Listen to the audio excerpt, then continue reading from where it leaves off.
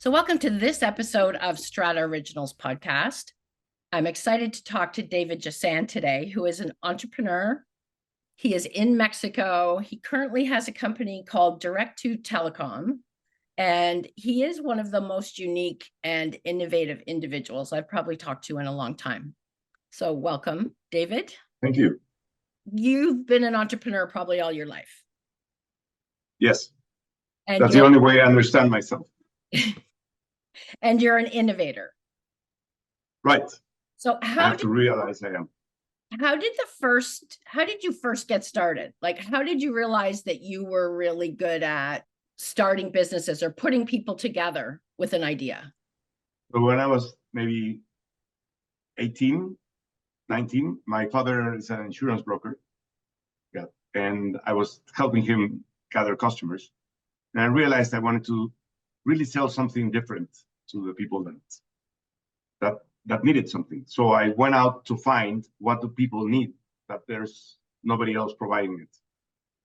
So the first that I found was a long time ago. There was CDs at the time, like compact discs, and you didn't have a case to carry them. So I saw one someday, and I was inspired by that idea, and I built one in Mexico, just nicer and better.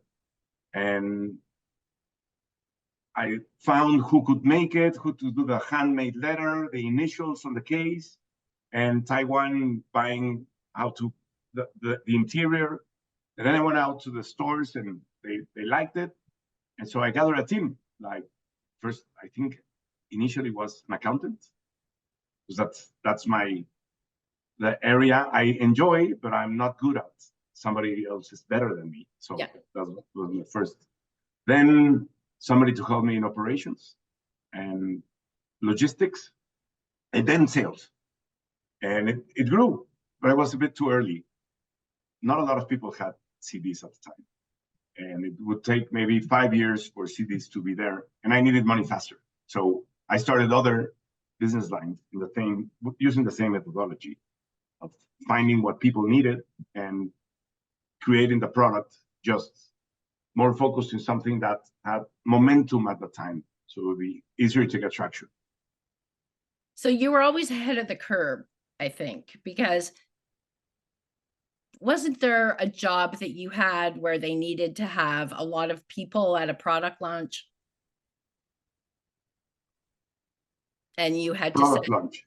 Yeah, well, and you had to send out like an SMS. You got people there through sending out an SMS message? Well, I was a shareholder in a restaurant in Mexico, and we were able to convince the best chef in the northern of Spain to be our chef. So it was a big thing, but we didn't have PR or anything to really get people to know that we had this restaurant. So we did the opening, and I was in charge of bringing people in, calling my friends. And I saw my list of telephone numbers. I said, this is too long. I don't have time to do this in one day. So I remember seeing SMS in the phone saying, maybe if I send an SMS. So I did an SMS test. And so you send a message, somebody receives it. I go, wow, this exists. So I sent an SMS to all my friends. And people showed up saying, the reason I came is because it's the first SMS I've ever received. So I reckon it was a new channel of communication. I said, what can we do with this? Still early in the curve. That was maybe more than 2 decades ago, or 2.5. And now we have an SMS division, but we had to put it on hold until it got traction. But it was early. You were an innovator even back then. I was. The good thing about it is that now it's not that I'm ahead of the curve. I think I'm with the curve. So what's going on is things are changing so fast that you need somebody that can like be in rhythm, managing. That it's a problem for the organization when you want to put structure in the organization and planning. So choosing where to have structure and what not to have so much structure, so you can be flexible to the environment is a challenge to grow for sure. Yeah. But I think it's part of what's going on. Why don't you tell me a little bit about early on in your life, because you've overcome a lot of challenges and you've learned a lot of things. that have kind of put you where you are today. And you've come very close to the edge in your car. Right. So it's a car rally. It's it was a Mitsubishi Evo 9 4-wheel drive, ready race car, and it's a rally where we race, and it's a dirt road. And I was trying to compete against professionals. I thought I was like, I had the superpower that I can do that and this and that. And at the same time, I was doing a Harvard course with dyslexia, trying to read when I don't read very well. So I have to listen to the cases to innovate and how to learn. At the same time, the numbers in the company weren't accurate. So we thought we were winning money. And apparently I got a call like a week before, you're not winning, you're losing. It's a mess. So trying to put it all together, and this rally comes up and said, I'm going to get distracted. I'm going to go there to relax. Bad idea in the sense that it's life-threatening activity when all this is going on. And my heart also wasn't in the right place at the time. So while racing, competing against professionals, my mind was elsewhere. My mind was in all this noise. So we fell off a cliff. I didn't hear my co-pilot telling me that there was a curve that I had to go really slow. I went slow, but not slow enough. And because I wasn't listening to the guy already, I wasn't present. We fell off a cliff. It was a 60-meter cliff. And we survived because the car was made for races and because I think divinity. It's 60 meter. So when I stopped racing, of course, and I went back to the office and got everything straightened out, got my mind and my heart straightened out. But it was a call for stop, take care of what's important, and don't do everything at the same time, basically. Well, be present, because if we would have been present, I would have listened to the voices. What are those things that you're passionate about in life? So it's been evolving. So depending on the stage of life, what's passion? What pulls you to passion? Yeah. So interesting. It would be interesting for me to write for myself each chapter, how it started and how it evolved and how it finished and what was the next one. Now I'm in a specific chapter, which is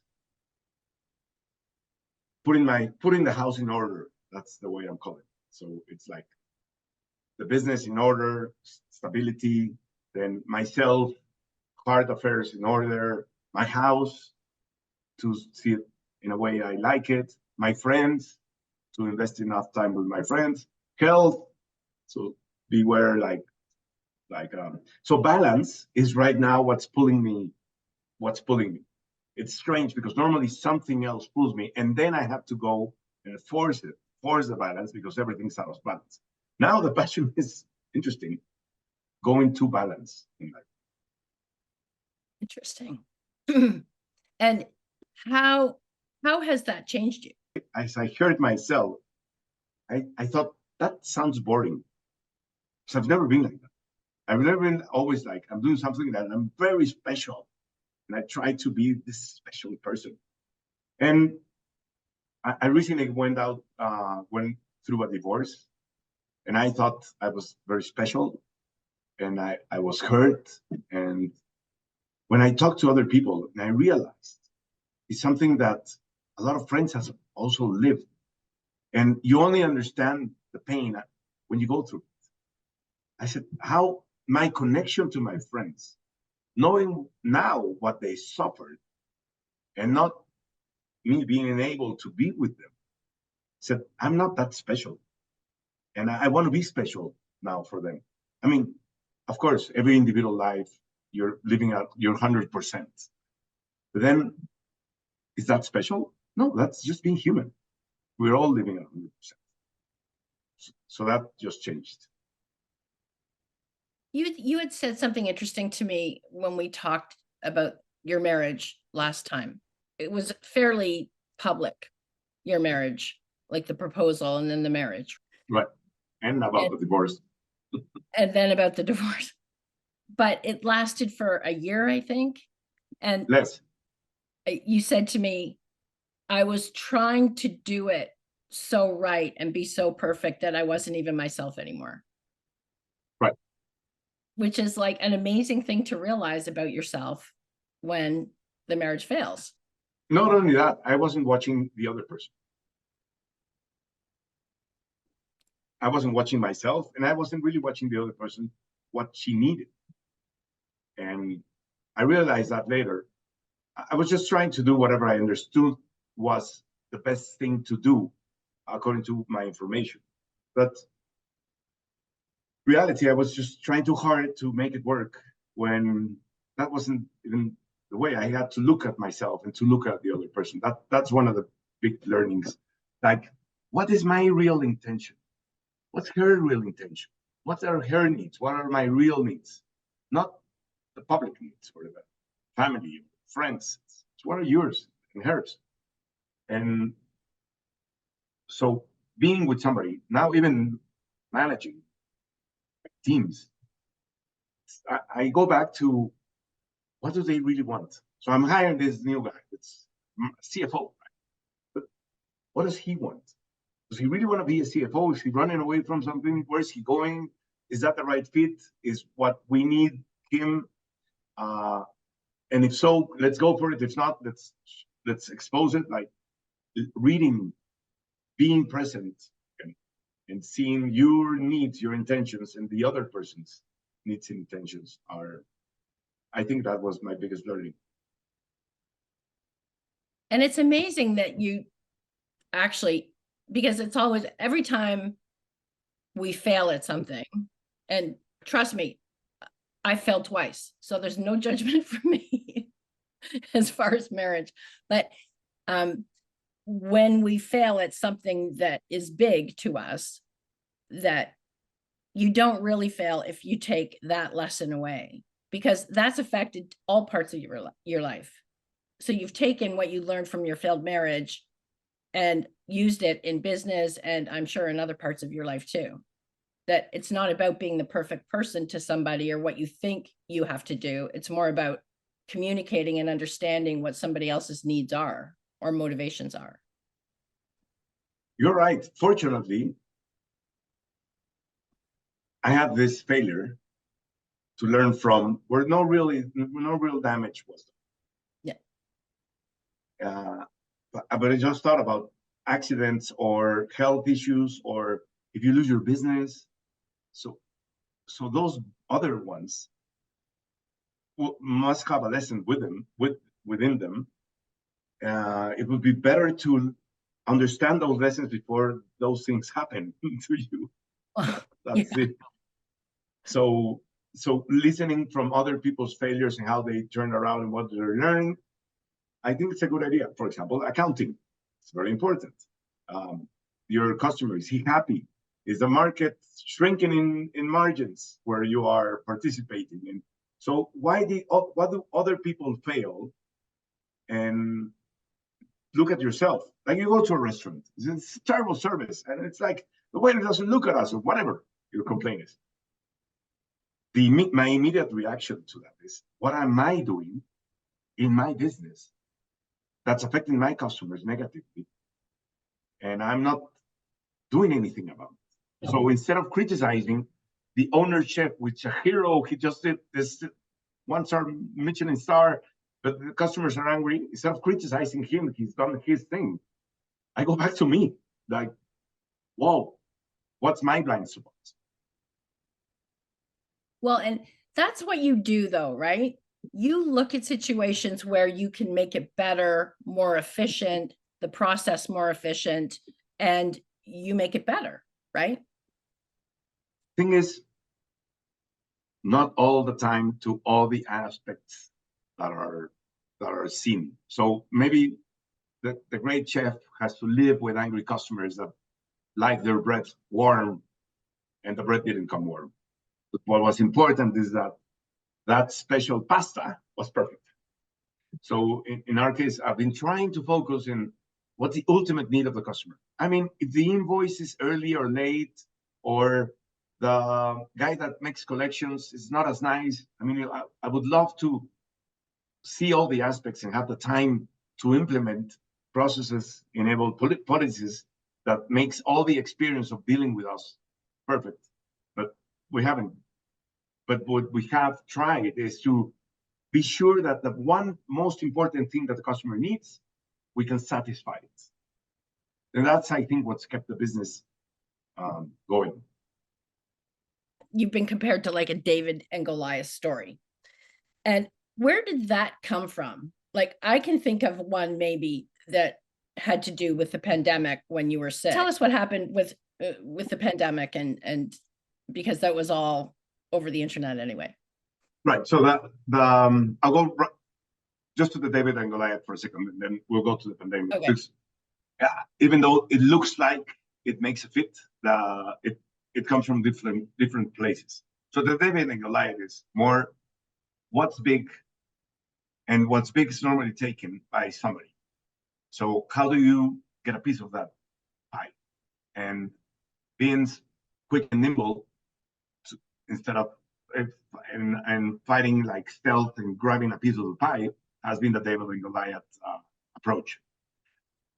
Flexible and not too structured, enabled to get in and do things. So I've entered many business or markets or business models with that approach, and it's worked. One of our business now is Goliath now, and we see the Davids coming in, and it's terrifying. So I know they're faster and better. So it's a good learning. I think it's going to be part of my process and part of a lot of other people's processes to being either you're David or Goliath. I never thought I was going to be a Goliath. I mean, it's not a huge market, but we're dominant in one market. But the pandemic was it came from another. My pandemic story came from another place, which was I got COVID in Mexico City, March 15, and Mexico was not shut down at all at the time. Only Spain and Italy were really over the news on this. And the Mexican government said they believed there was no need for shutting down the country, because there was too few people with COVID. And I got COVID. I didn't travel. I got it from somebody that traveled, and the government was saying only people that traveled got COVID. If you did not travel, you don't have COVID. Don't worry. Continue doing your daily thing, whatever you do. And they were concerned about the economy not shutting down before they needed to shut down. In any case, I got COVID. I went to the hospital, and I was placed in ICU. And I had influenza and COVID at the same time. I sent a video. I saw a video from somebody from the government, and I said, it's misinformed. So I need to inform properly. But I was not thinking it was going to go to the public. I just did a video on my cell phone and sent it out in my WhatsApp chats to like 3 WhatsApp chats, and maybe 10, 15 people that I saw the days before I was in the hospital. So they knew I had COVID. So I'm sharing that I have COVID. At the time, nobody would share they had COVID. It wasn't even called COVID. It was called coronavirus. And as soon as I sent this video, like people said, like, it's real. Like the government's saying that, don't worry. And I know this guy, and he's in the hospital. So they shared it with their friends and so forth. It went to the news, social media, like Facebook, YouTube, whatever. And the government believed it was an attack against what they were saying, and believed I was a fake. I was faking COVID and able to make them look bad, for the opposition to look better. So the attack against me of trying to make it not real came strong. I was trending topic, maybe I think it was more than 7 days, 6 days, a long time. Which it made some awareness. People that didn't even hear of before about COVID in the country. Because of this, they started to, what's up, COVID? What's going on? Or coronavirus? So I survived. I had to do some techniques that I shared at that moment of breathing, being able not to get the tubes in, which I think saved me from, well, one of the things saved. But before going into survival mode, I think I gave a couple of interviews and then I shut down to do survival. And then that was one of the times when you have to look back into you. So the doctor of ICU came in, the head doctor of the ICU unit came in and said, "You've been asking what are your chances of survival?" And nobody's answering. And I'm here to tell you they're low. You have high chances of dying because your levels are rising, your inflammation levels are rising.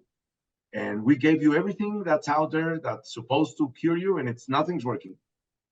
So, and you're not eating, and you're all over the media, and the phone of the ICU is ringing with news people trying to ask questions about you. And we use that phone to manage things around here. There's news guys outside the hospital where we're supposed to only take care of patients. So if you can't stop this noise and focus on yourself and eat, because you're not even eating. So food doesn't taste. I don't care if it doesn't taste. Eat it. We're giving you this because we need you to have your own energy, because we cannot give you anything else into the medication. So eat, save yourself, and save yourself. This is not a spa. So that's what triggered look inward and just do the survival thing. There was another famous guy in Mexico called Alfonso Ruizotto. He gave me a phone call saying, I'm proud of you of saying to the public that you have COVID. Nobody's doing that. And you did it in a nice way without talking about bad about the government or anybody else, just bringing awareness. And good job. How are you? I said, I'm terrible because I have not defined myself. And people tell me that I need to define myself to get a wish of or a vision of why to be alive, enabled for me to get out of this. And I've never been able to define myself. So I think I'm going to die because I have no purpose. He goes like, forget about purpose right now and defining yourself. Your purpose is getting out of the hospital alive. So focus on that. Do not entertain the negative thoughts. And do what the doctors tell you need to do, and focusing and envisioning you walking out of the hospital. And that's what I did. And it's a short-term purposes, I think, fit better for me than the long-term ones. The long-term ones gives me stress. I'm not prepared. I'm more a short-time thinker. I think. And that's what saved me, I think. It's a mindset that changed. Yeah. And you're a positive energy guy too, right? Like you have all positive vibes.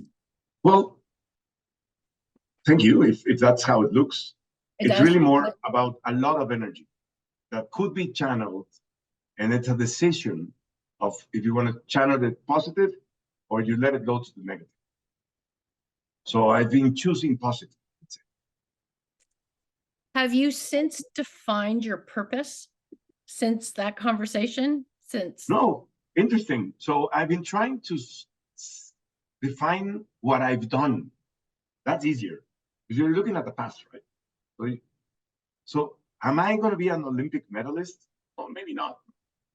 Maybe not now, but I still have that. Maybe if I go into this sport, I could do the Olympic medalist. So still, I have my options open on what could come into life.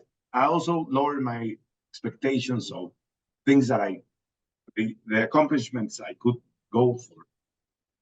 But the only one I now have clear is that amount of happiness, time happy, that would be a metric I would really like to have as a measure of success.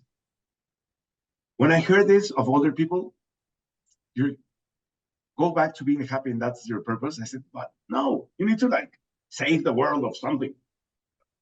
But apparently, it doesn't really matter. You die. It's who are you and what was your life experience? So being happy, and then if you also can make happy or make positive to whatever whoever is near you to whatever your potential. It could be a small block or a whole city or a country. Do it. But that part of being happy, I think that would be now my new number one, or my realization that that's worth having as a purpose. When you realize that happiness and positive is what it's all about, I think it makes a big difference to everything that you do in life. And it starts to add a purpose, because so many people go through with just, getting things done, getting ahead in business. And it doesn't matter. Well, I'm not really happy at this moment, but I'll get there. When I get to this goal, I'll be happy. And then they never get to happy. Happy is something that we have to have all the time, because we only have this one life, right? Well, the good thing about that is that there's things that don't make you happy that you can use them as benchmark of what happy is. It's true. But then I've been also talking to other people older in age than myself or wiser, and some do go to the spiritual part. Yep. Whereas there's something else other than you, and they have different beliefs of how that spiritual part is constituted in the universe. But being aware of it, or that's another thing. I don't think I have it in me right now, like that connection, but I aspire that it will be I think it's a positive thing to also have within what you're doing. And what happens there is you immediately give a bigger value to only your individual life, but the life of everybody. And the actions that you do have an impact. We can call it spiritual level, but yes, they have an impact. And that awareness and that value there gives you a sense of satisfaction that makes you happy. Well, and I do think it's about impact too. I mean, we want to, especially being an entrepreneur, in the businesses that we start, that we run, that are successful, it's good to know that you're having an impact in some way on someone's life, whether it's business or home, or it's changed a process, it's made something easier. It's about, making an impact and then maybe moving on, unless it's, your life passion of something. But so what is the next thing for you? What is, what's next? I learned now that order is a base for growth. So if there's chaos, it's like if you want to jump, you're jumping from something that's not really solid. So I went back to put order. That means the right people in the right positions, starting to put some processes in whatever can have a process. And it doesn't matter if you change the product, but maybe, again, invoicing is there, or HR, some aspects of HR have to be there. So whatever has to be there to have it solid. And that's what I'm focusing right now, because I have these innovation ideas. Now we should go to this market, or let's do this product, let's solve this problem. Really want to do them. The base is still finalizing the building blocks to have it. So this year, I would love to end up the year just doing the budget, having a solid base, and having a plan for whatever we're going to do the next 3 to 5 years. Now, saying that, I already know where to go. It has to do with making interactions, massive interactions over the phone, easier and faster, where humans interact part with machines, part with humans. So, for example, like a sales process. So there's a part of the sale that needs to be repeated all the time.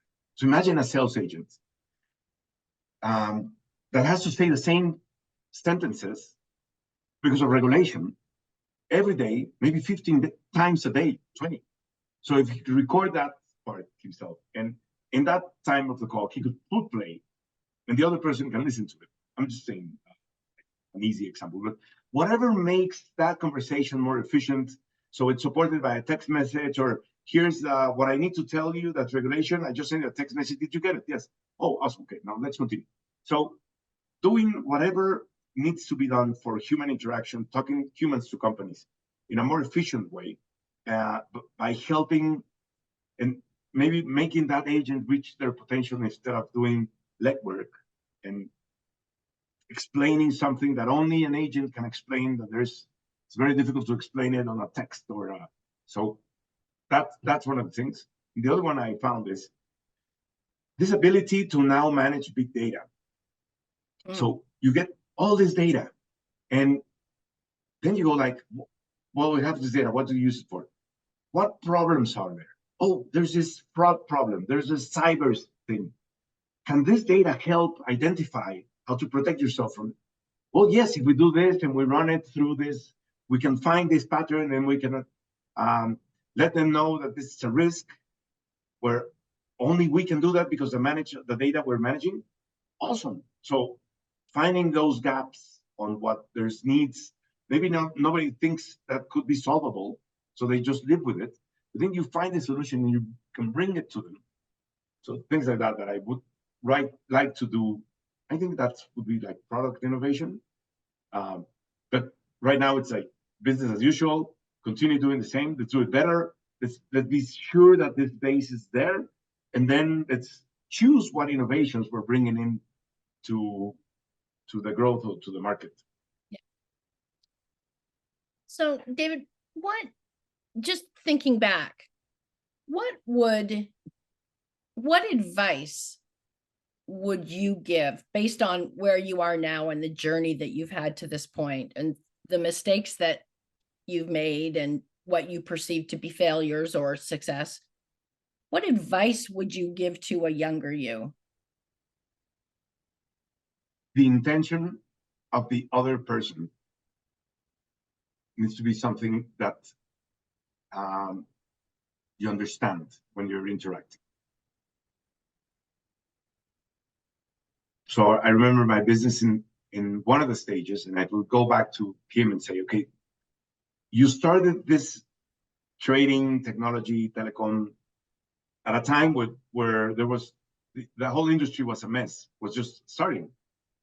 The people that came to you to this startup, whenever you accomplished a place where you need more stability, those guys didn't want that stability. They like working in chaos.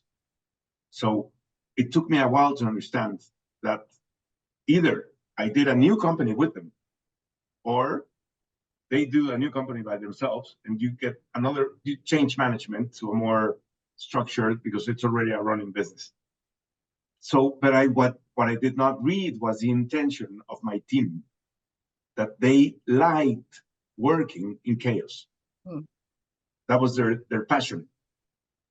And I struggled too much to understand and to let them go to do another startup. And so that took me too long. And what advice would you give your younger self about life?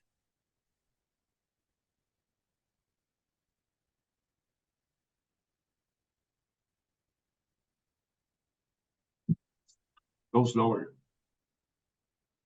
Really? Slower is better. You have go into your own rhythm. If you're going too fast, you're not present, and you don't even remember you passed through it. Go slower, you breathe, and you enjoy that whole process. And really, I did read this poem that was made for Ulysses when he went to Ithaca, when Ulysses was going to Ithaca to get the trophy that would make him and his people rich. And the advice was, what matters is the journey. So enjoy that journey. So if you heard it 1,000 times, but And I did hear it at that age, but I was like too emotional of grabbing stuff, and I forgot about me being with me when it happened.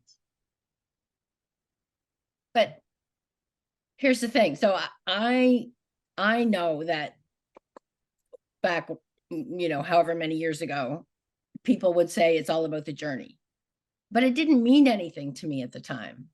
Because like, what does that mean about the journey? Like, because I was also the type of person in technology going fast through the ranks, trying to get to where I wanted to go. And it's like I don't want to stay too long at any one place. Like I want to get stuff done, because I think that's what youth is. It's about, getting to where you want to be as fast as you can. Like I don't even know how